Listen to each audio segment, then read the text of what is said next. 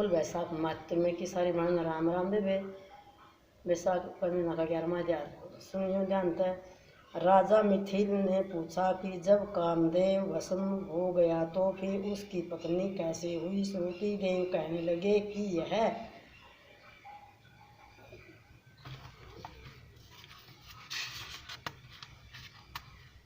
कथा स्वामी कार्तिक के जन्म की है, जो यश और पुण्य को देने वाली है। जब महादेव जी ने कामदेव को जला दिया तो उसकी स्त्री रति अपने पति को भस्म हुआ देखकर शोक से मूर्छित हो गई। जब 2 घड़ी के पश्चात उसकी मूर्छा गई तो अत्यंत विलाप करने लगी, जिससे सारा तपोवन दुखमय हो गया। अब रति ने चिता में जलकर शरीर त्याग देने का विचार किया और पति के मित्र बसंत को पति की अंतिम क्रिया करने को बुलाया।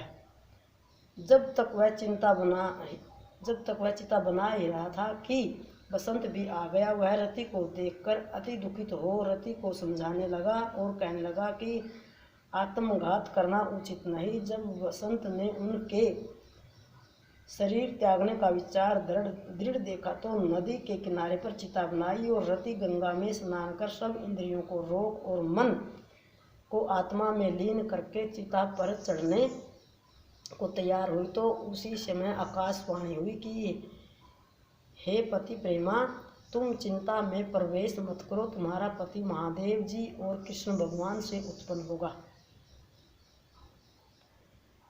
इस प्रकार कर्म से 2 जन्म होंगे। तब दूसरे जन्म में श्री कृष्ण से रुक्मिणी के गर्भ से प्रद्युम्न रूप में उत्पन्न होगा। तू ब्रह्मा के श्राप से संबर नामक राक्षस के घर में निवास करेगी, वही तेरा पति प्रद्युम्न तुमको प्राप्त होगा। इतना कहकर आकाशवाणी समाप्त हो गई। और जब रति ने आकाशवाणी सुनी तो उसने चिता में प्रवेश नहीं किया, जिनके कार्य की सिद्धि के लिए श्री शिव जी ने कामदेव को भस्म कर दिया था। उन सब देवताओं ने बृहस्पति, इंद्र और अग्नि को आगे करके रति को वरदान दिया कि अब से तेरा पति अनंग कहलाएगा और अंग वाले की तरह मरा हुआ भी दिखाई देगा। इसी प्रकार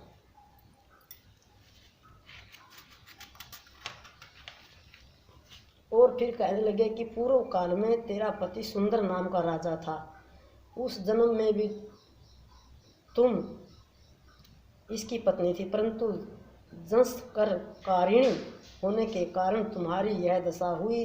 अब वैशाख मास में मंदाकिनी नामक नदी में स्नान करके मधुसूदन भगवान का पूजन तथा उनकी दिव्य कथा सुनने से तुम्हारा पति अवश्य तुमको मिल जाएगा। रति को इस प्रकार वरदान देकर सब देवता अपने अपने स्थान को चले गए और रति ने भी कलेश से निवृत्त होकर मेष की संक्रांति में गंगा स्नान कर पतिव्रता से अक्षुण्य शयन व्रत को धारण किया। इस व्रत के करने से उसी समय कामदेव दिखाई दिया। उसने वैशाख मास में कर्तव्य धर्म नहीं किया था, इसी कारण परमात्मा का पुत्र होने पर भी अंगहीन हुआ। श्रुति देव कहने लगे कि अब महादेव पार्वती जी के सन्मुख खड़े हुए अंतर्ध्यान हो गए तो पार्वती जी खड़ी रह गई और सोचने लगी कि अब क्या किया जाए। तब उसके पिता हिमालय उन्हें अपने घर को ले गए, परंतु पार्वती श्री शिव जी के गुणों पर इतनी मुग्ध हो गई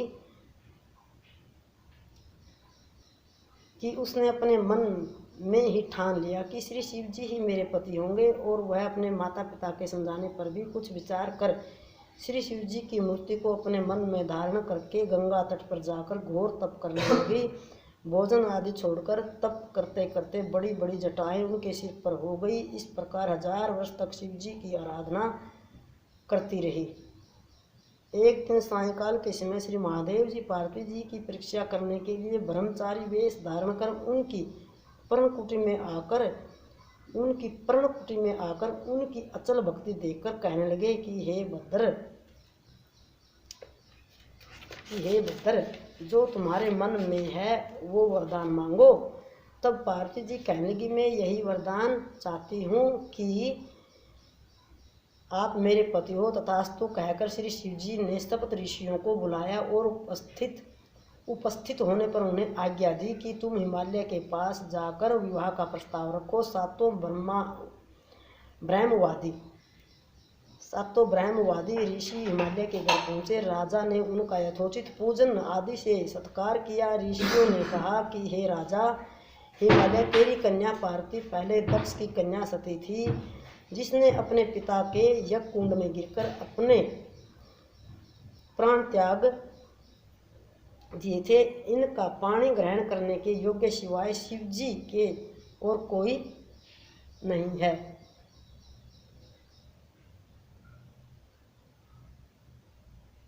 इसलिए तुम अपनी कन्या का विवाह श्री शिव जी के साथ कर दो। तब हिमालय ने कहा कि मेरी कन्या तो छाल के वस्त्र पहनकर गंगा के तट पर शिव जी के साथ विवाह करने के लिए घोर तप कर रही है। सो उनकी मनोकामना पूर्ण हुई। आप महादेव जी को जाकर कह दे कि मैं प्रीतिपूर्वक अपनी कन्या उनको अर्पण कर चुका। आप उसको अंगीकार कीजिए। उधर सप्तऋषि श्री महादेव जी के पास पहुँच और निश्चित तिथि पर लक्ष्मी आदि सब देवियाँ, विष्णु आदि सब देवताओं के समक्ष विवाह हुआ।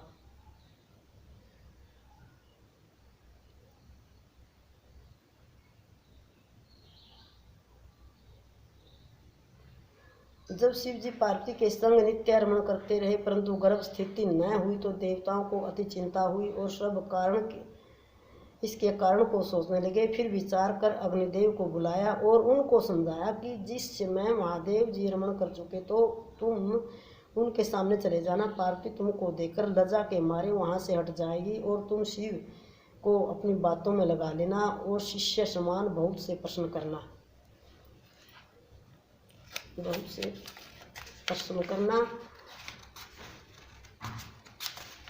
तथा समय लग जाने पर पार्वती जी के गर्भ स्थिति हो जाएगी। अग्नि देव ने ऐसा ही किया और रमण के समय वहां पहुंच जाने पर पार्वती वस्त्रहीन होने के कारण लज्जा के मारे रमण छोड़कर एक तरफ हो गई। शिव जी महाराज को ऐसे समय में अग्निदेव को आना बहुत बुरा लगा और उन्होंने श्राप दिया कि मेरा वीर्य तुम्हारे उदर में प्रवेश करे। तब अग्नि ने उस वीर्य को अपने उदर में ग्रहण कर लिया और 10 महीने बीत जाने पर उस तेज वीर्य को गंगा जी में डाल दिया। गंगा जी भी उसको सहन न कर सकी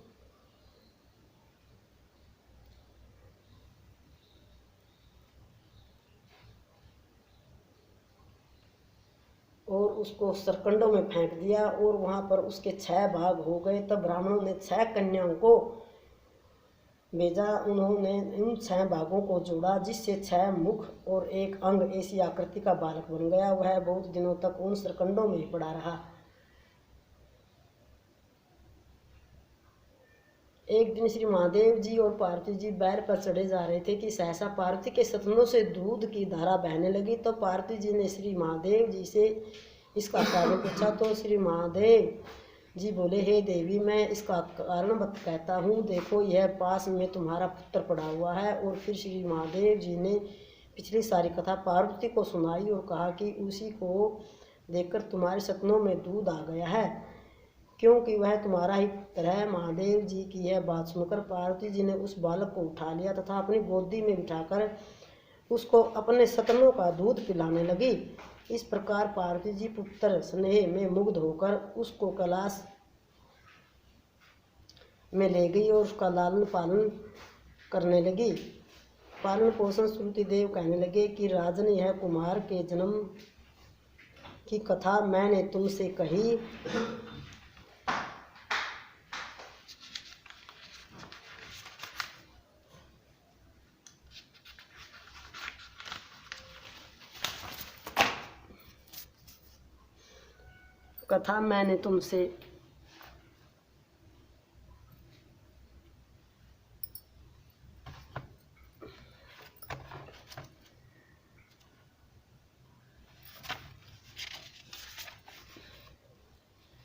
मैंने तुमसे कही। बोल वैशाख महात्म्य की जय हो।